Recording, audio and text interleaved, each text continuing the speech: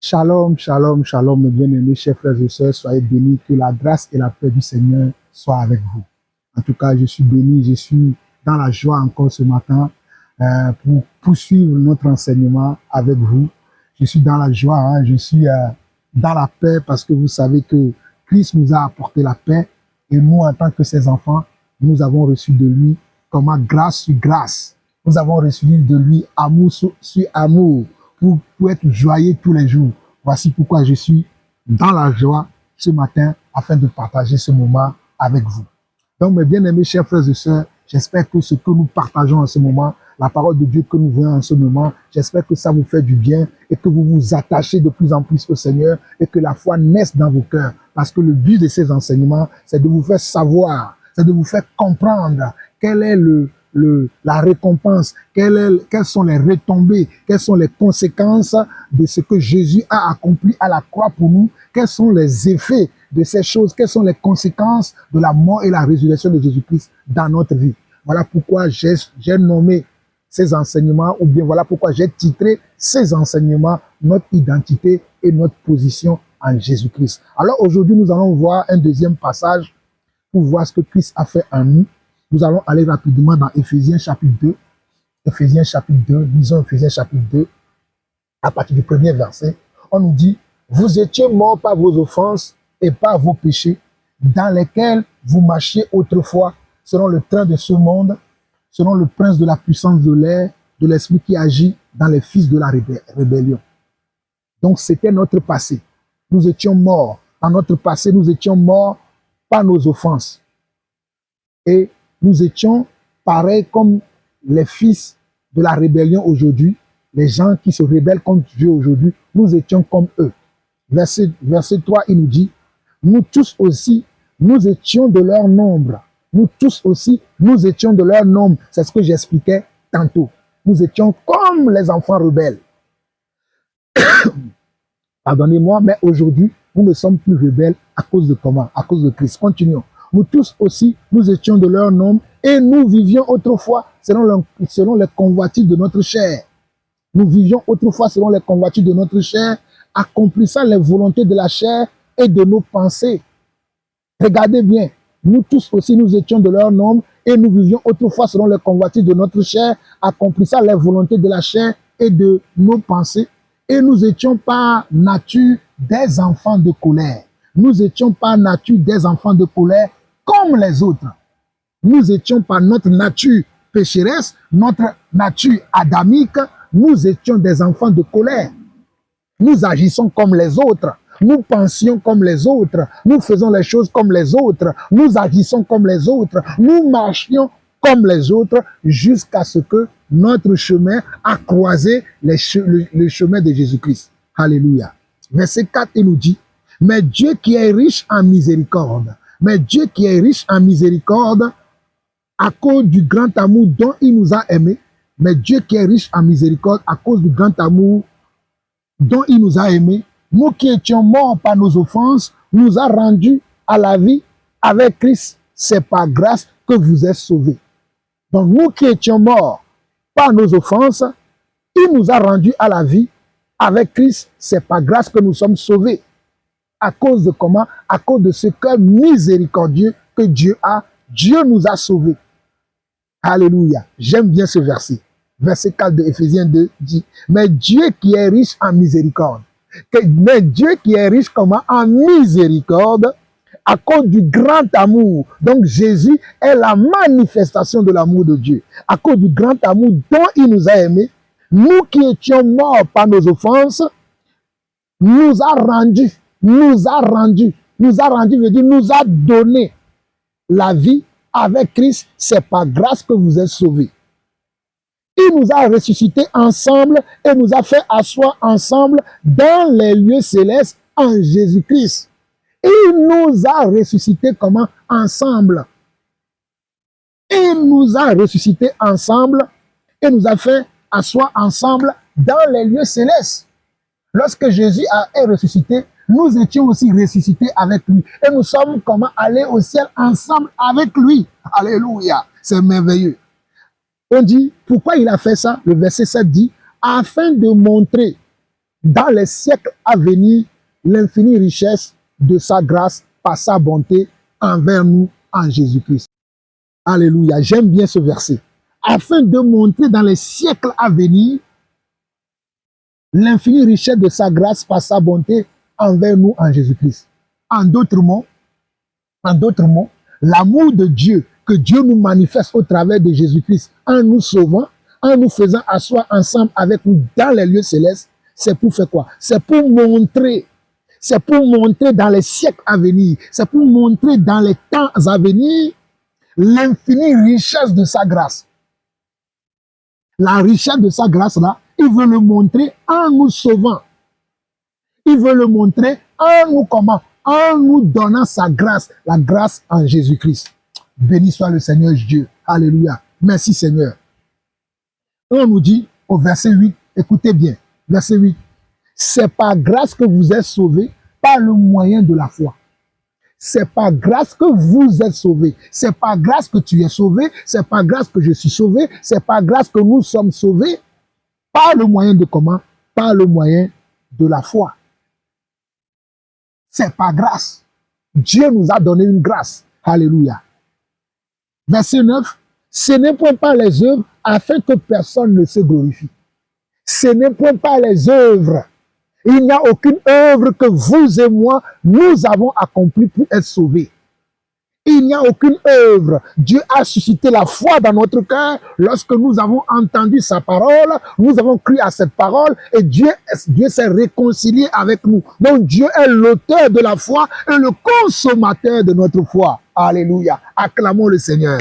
Acclamons le Seigneur. Il est l'auteur et le consommateur de notre foi. Parce que c'est lui qui fait naître la foi dans nos cœurs lorsque nous écoutons l'évangile, lorsque nous sommes comment? En contact avec son esprit, lorsque nous sommes en contact avec sa parole, nous sommes touchés et nous décidons de croire à cette parole. Afin que personne ne se glorifie.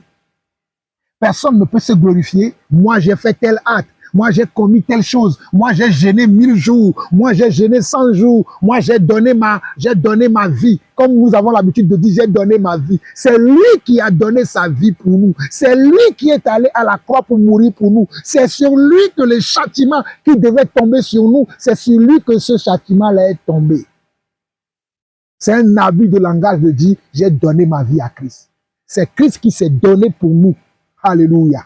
Personne ne peut se glorifier. C'est vrai, nous avons l'habitude de dire ce langage-là. Mais ce langage-là, c'est un abus de langage. Nous devons dire, Dieu m'a visité. Dieu s'est réconcilié avec moi. Dieu m'a choisi. Dieu a décidé de marcher avec moi. Dieu a décidé de m'intégrer dans sa famille. C'est ça. C'est ça que nous devons dire. Continuons.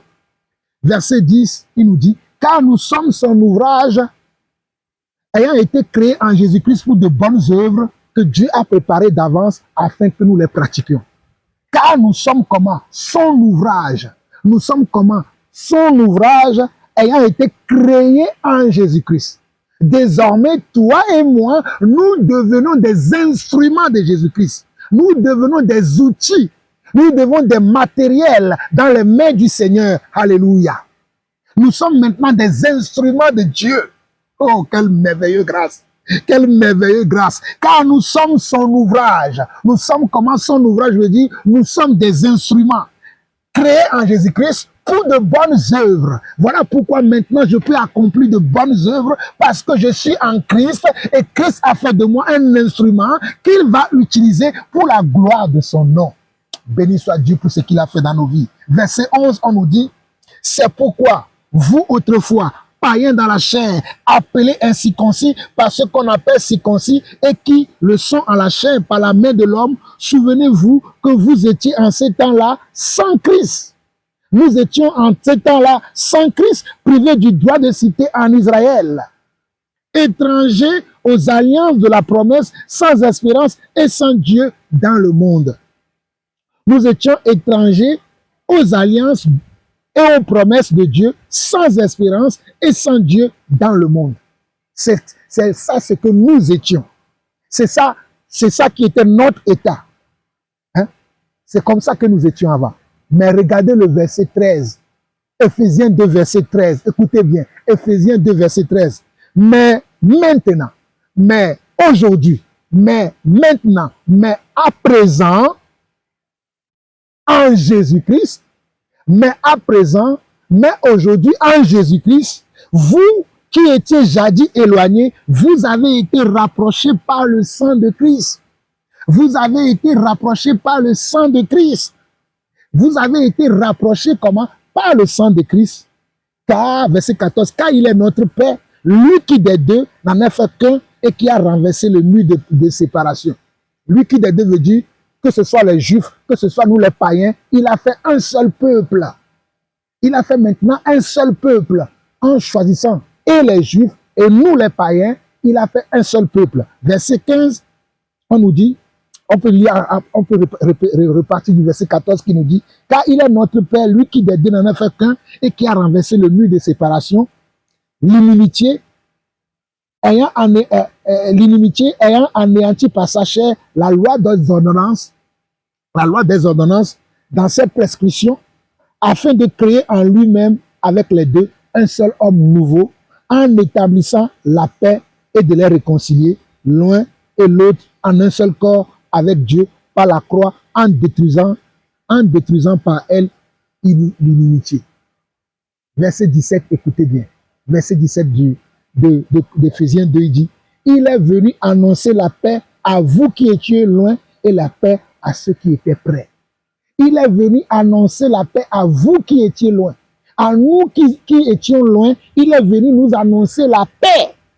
Il est venu nous annoncer la paix. Voilà pourquoi si tu es en Christ, tu dois avoir la paix. Parce qu'il est venu chasser les ténèbres de ta vie. Il est venu chasser comment? La malédiction de ta vie. Il est venu emporter, balayer tout ce qui était comment? Malédiction, tout ce qui était peine, tout ce qui était tristesse, tout ce qui était angoisse. Il est venu les balayer de ta vie. Gloire soit rendue à Jésus-Christ. J'aime ce que Jésus a fait pour moi. Verset 18, on nous dit, car par lui, nous avons les uns et les autres assez auprès du Père dans un même esprit.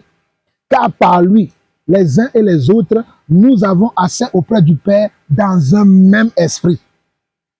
Verset 19, écoutez bien, verset 19.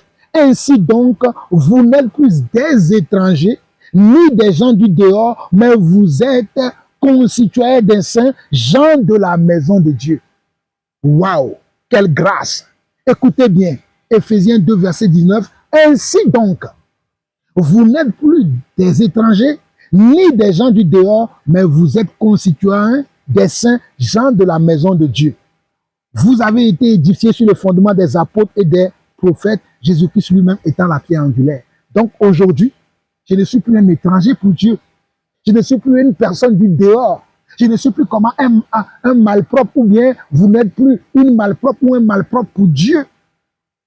Mais quand Dieu vous voit, il vous voit comme quelqu'un de sa famille. Il vous voit comme quelqu'un qu'il connaît bien. Il vous voit comme quelqu'un qu'il a aimé.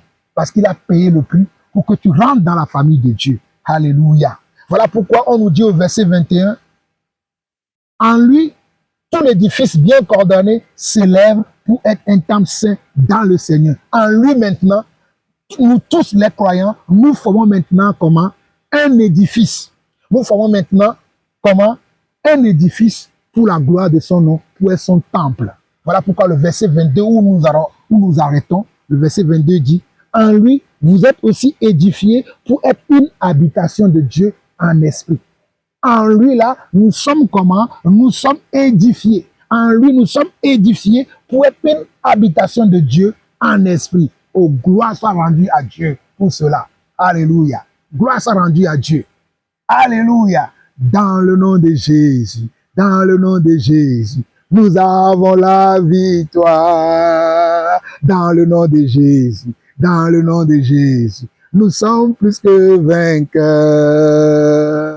Dans le nom de Jésus, dans le nom de Jésus, nous avons la victoire. Dans le nom de Jésus, dans le nom de Jésus, nous sommes plus que vainqueurs. Dans le nom puissant de Jésus, dis-moi qui peut résister. Dans le nom puissant de Jésus, nous avons la victoire. Par le sang de Jésus, par le sang de Jésus, nous avons la victoire. Par le sang de Jésus, par le sang de Jésus, nous sommes plus que vainqueurs. Par le nom de Jésus, dans le nom de Jésus, par le sang de Jésus, nous avons la victoire. Par le sang de Jésus, dans le nom de Jésus, nous sommes plus que vainqueurs. Et tout ceci, c'est par la foi. Et tout ceci, c'est par la foi. J'espère que dans ton cœur, toi qui m'écoutes, tout cela suscite la foi dans ton cœur afin que tu saches en qui tu as cru. Soyez bénis, nous poursuivrons la prochaine fois. Shalom.